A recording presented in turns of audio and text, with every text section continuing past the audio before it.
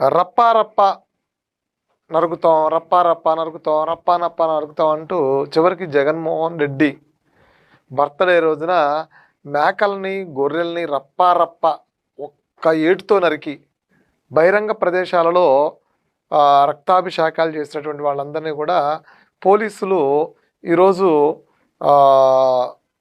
తీసుకొస్తున్నారు. అంటే రోడ్డు అంటే నడిపించుకుంటూ తీసుకొస్తున్నారు. దాన్ని కొంతమంది మానవత అంశాలను జోడిస్తూ, లేదంటే మానవ సంఘాలు, లేదంటే మానవ హక్కులకి భంగం కలిగేలాగా పోలీసులు వ్యవహరిస్తున్నారు. చట్టం దాటి మానవ హక్కుల ఉల్లంఘన చేసి మరీ కూడా పోలీసులు ఈరోజు వాళ్ళ మీద చర్యలు తీసుకుంటున్నారు అని.